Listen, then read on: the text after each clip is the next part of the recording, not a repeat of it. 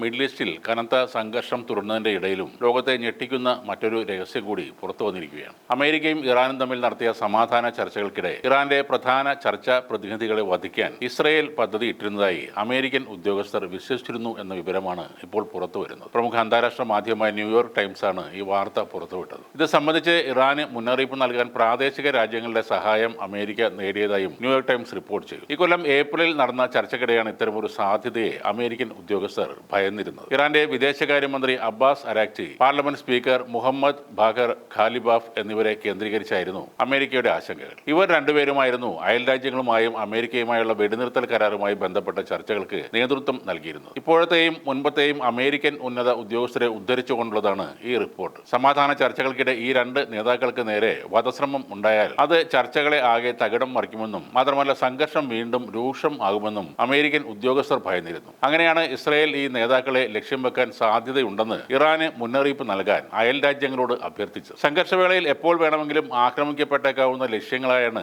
അരാക്സിയെയും ഖാലിബാഫിനെയും American ഉദ്യോഗസ്ഥർ കണക്കാക്കിയിരുന്നത്. എന്നാൽ സമാധാന ചർച്ചകൾക്ക് ശേഷം ആക്രമണം ഉണ്ടായാൽ അത് നയതന്ത്ര ശ്രമങ്ങളെ പ്രതികൂലമായി ബാധിക്കുമെന്നാണ് US ഉദ്യോഗസ്ഥർ വിലയിരുത്തിയത്. ഖാലിബാഫ് ഇസ്രയേലിന്റെ ലക്ഷ്യങ്ങളിൽ ഒന്നാണെന്ന് പിന്നീട് വ്യക്തമായതോടെ അദ്ദേഹത്തിനെതിരെ ആക്രമണങ്ങൾ നടത്തരുത് എന്ന് അമേരിക്ക ഇസ്രയേലിനോട് ആവശ്യപ്പെട്ടിരുന്നെന്നും ആ റിപ്പോർട്ടിൽ പറയും. നേരത്തെ മാർച്ച് മാസത്തിൽ വാൾസ്ട്രീറ്റ് ജേർണൽ പ്രസിദ്ധീകരിച്ച റിപ്പോർട്ടിലും അരാക്സിയും ഖാലിബാഫും ഇസ്രയേലിന്റെ ഹിറ്റ് ലിസ്റ്റിലുണ്ടെന്നും എന്നാൽ അമേരിക്കയുടെ അഭ്യർത്ഥനയ്ക്ക് പിന്നാലെ താൽക്കാലികമായി ഈ രണ്ടുപേരെയും ആ പട്ടികയിൽ നിന്നും ഒഴിവാക്കിയിരുന്നു എന്നും പറഞ്ഞിരുന്നു. ഏപ്രിൽ മാസത്തിൽ സമാധാന ചർച്ചകൾക്കായി ഖാലിബാഫ് ഇസ്ലാമാബാദിലേക്ക് വരുന്നതിന് മുന്നേ മധ്യസ്ഥരായ പാകിസ്ഥാനും ഖത്തറും മുഖാന്തരം ഇറാൻ അമേരിക്കയിൽ നിന്നും സുരക്ഷ ഉറപ്പു തേടിയിരുന്നു. ഇസ്ലാമാബാദ് സന്ദർശനം അരാക്സിയെയോ ഖാലിബാഫിനെയോ വധിക്കാനുള്ള അവസരമായി ഇസ്രായേൽ ഉപയോഗപ്പെടുത്തിയേക്കുമെന്ന് ഇറാനും ഭയന്നിരുന്നു. ഇറാൻ അതിർത്തിക്കും ഇസ്ലാമാബാദിനും ഇടയിൽ ഇറാൻ സംഘം വന്ന വിമാനത്തിന് പാകിസ്ഥാന്റെ യുദ്ധവിമാനങ്ങൾ അകമ്പടി നൽകുകയും ചെയ്തിരുന്നു എന്ന് റിപ്പോർട്ടിൽ പറയുന്നു. വിമാനം ഇറാൻ അതിർത്തിയിലേക്ക് കടന്ന ഉടനെ ഇറാഖിന്റെ അതിർത്തി വഴി രണ്ട് ഇസ്രായേലി യുദ്ധവിമാനങ്ങൾ തങ്ങളുടെ വിമാനത്തെ